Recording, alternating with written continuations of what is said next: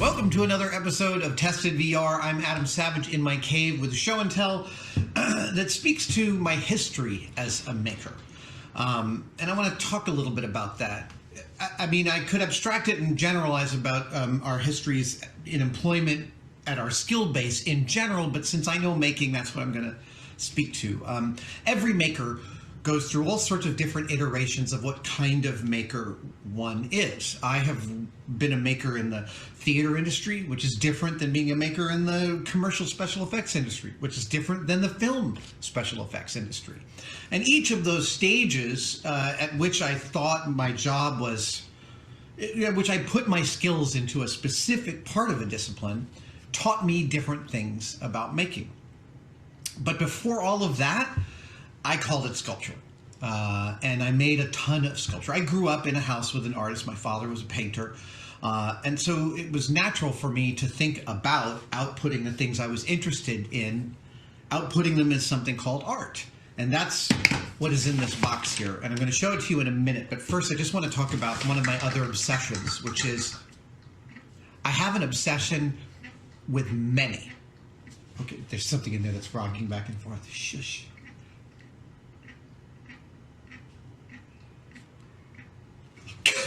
Hold on just a second. What are you doing in there? All right, there we go. I have an obsession with many. I like many of a thing. And this started in the late 70s when I was in a thrift store, and I was like 12 years old, and I bought this bucket full of political pins that I still actually have. And it's an incredible collection of political pins. I have Nixon Now pins. I have little sewn elephants from a Republican convention in the 30s. And seeing this full scope of 40 years of American politics laid out on these pins, I like Ike, etc., it made me feel like the many of the political buttons was a window into something. And I liked that. And a few months later, I was at a garage sale where someone had this giant bucket of keys, and I bought that whole bucket. And I love keys. I still collect them. Every time there is a lock that gets retired,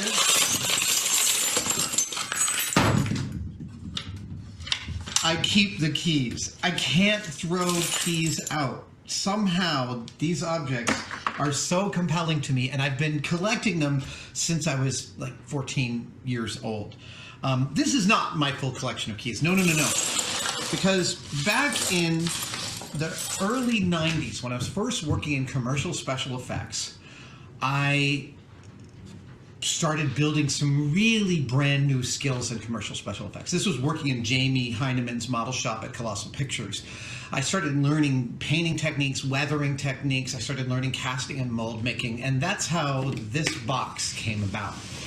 What happened was I was looking at my collection of keys, which was somewhere around 750 keys, and I was thinking, could I use this whole collection in a single sculpture? Could I use that collection in a single piece? And so I spent a few weeks thinking about ways in which these keys could be displayed and why. What would be the reason they would all exist together? And then I had this thought. Actually, the thought was just a 3-word phrase: keys to hell. I've always been fascinated by the key to the Bastille.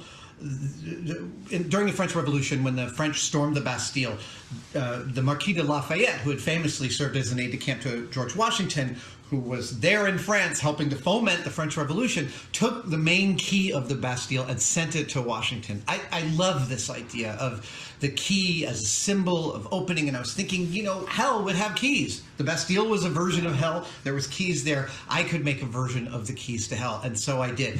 But using all of my special effects prowess that I had built in the first couple of years in commercial special effects, I built this box to house the keys. And so this is a sculpture which I, as you can imagine, called The Keys to Hell. This box I built from scratch out of new plywood.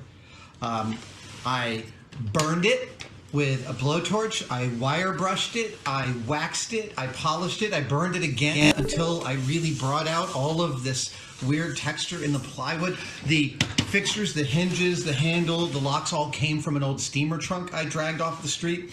But here, I'm not going to delay anymore. The inside is where the real action's at. And this is my sculpture called the keys to hell. There is very little real rust and weathering going on in here. I put these, well, let's see. To talk through the building of the box, I built the plywood box first. Then I went to work on it with a blowtorch and a wire brush and a bunch of other tools for a few weeks. And by saying a few weeks, I mean kind of every day I did a little bit of damage to it, just to kind of make it feel older. I started adding cornstarch to white paint, and I put about 30 coats of thick white paint on the inside, just one every single day with a blow dryer sitting on a C-stand just blowing at it. This was to build up as if it was layers and layers and layers, like an old New York apartments level of paint where I swear, like in New York, you can walk into some pre-war apartments where the paint's like dimensionally thick on the walls. That's what I wanted in here. And I'm really happy with how it came out. I want to tell you that one of my earliest sculptural inspirations is an amazing artist named Gene Steig, who was married to William Steig, the incredible children's book author, who was also one of my dad's best friends.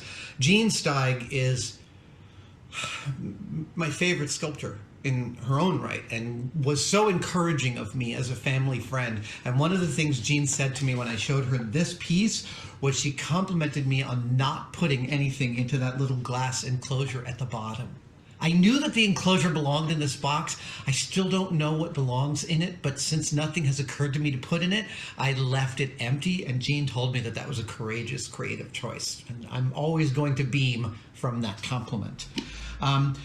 The rest of the weathering was done with some acids, muriatic acid, to kind of add to the rust on the brass keys and the steel keys. There's a bunch of brown ceramic clay powder and lacquers brought into this, sprayed in to drip and create the mud and the rust.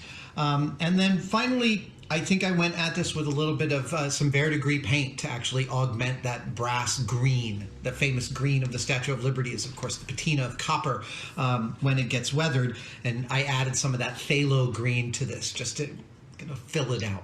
This remains one of the most intact and, frankly, most beloved pieces of sculpture from my early adulthood. But it is not the only intact piece I have from that time. Nope.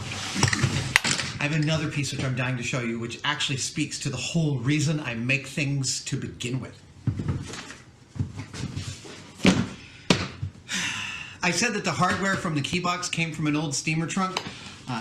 This piece came from the same steamer trunk. This is a sock and underwear drawer from that steamer trunk, and I turned this into what I call the Somnambulist's travel kit. My idea was, I was obsessed with dreams. Everyone goes through a phase where they're obsessed with their dreams, don't they? I was obsessed in my early 20s, and I started writing them down. And the thing is, when you write down dreams, you start to get better and better at it. Your powers of recall improve. And as your powers of recall improve, you start writing down more and more dreams, and then more dreams start occurring, and then you start writing down more, and it can become a habit, and it did for me. I made this piece, and I built for this piece, I thought, what would a 19th century dream obsessive travel with? Like, if it was me and it was 1870, what would I be traveling to chronicle my dreams? So I built this book from scratch. I took old copy paper and I aged it and weathered it with some paints, and then I bound it in this book. I put the end papers in. With the pen, I kept this book as an active dream diary for about a year, waking up, well, first once a night, and then multiple times per night to chronicle 4 to 8 pages of dreams every night. Yeah. I was seriously embedded in this. And also with this book went along all the things the somnambulist would travel with. I've got a compass, I've got a clock for the alarm, I've got a pen and ink, a beautiful old Parker pen that actually this is my Mont Blanc. Matches and candles for, lighting your desk in the middle of the night. There's a couple of weird objects in here. This doll's arm is... Both of these objects are deeply informed and inspired by the sculpture of Joseph Cornell, one of my all-time heroes. You might be familiar with the idea of Joseph Cornell's work from the second book of the Neuromancer trilogy. In Count Zero, which is the middle book of the trilogy, an AI robot orbiting in a satellite goes a little nuts and starts assembling sculptures from the detritus on the satellite, and they look just like Joseph Campbell sculptures. Joseph Campbell, one of my important influences as a sculptor, and so I included a surreal object in there as a tip of the hat to Campbell. But none of those are the most interesting fact about this sculpture. I want to talk about the inspiration for this, which is my grandmother's attic. Yeah. I remember keenly crawling through the corners of these two attic spaces in my grandparents' house and trying to unpack the history of my parents and their parents. You know, old letters and telegraphs and little mechanical devices, things my 8, 9, 10-year-old brain had no idea what they were, but I was so compelled going through these boxes of old stuff. This sculpture is effectively my commentary on that. I built something that is weird and mysterious, and it is exactly the kind of thing that the child me would have expected to find in his grandmother's attic. So I built this, I think, in around 1991, 1992. And Catherine Clark, who's a wonderful gallery owner here in San Francisco, put this in a show. And it came out of that show after a month. And because I was working at a theater down on McAllister and Market, I took the sculpture to the theater and I just put it in the corner of my workshop. I was the master carpenter there. And it stayed there for months, you know, like a bit of detritus from your life does. And then one day, my friend Shane Cooper came over and said, Adam, do you know about this box? Someone told me, that red box that's in the corner of the workshop, someone told me you know about it. And I said, yeah, I made it.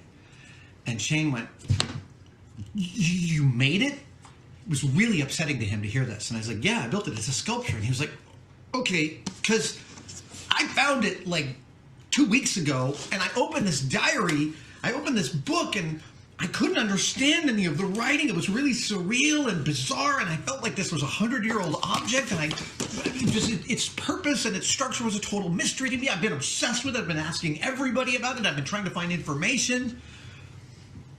And that's when I realized that Shane, in the discovery of this piece in the corner of my workshop in this torn-up building on McAllister and Market, had been given the most pure experience of this sculpture I could ever have engineered. He didn't know what it was. He brought his own narrative to it because it was so peculiar.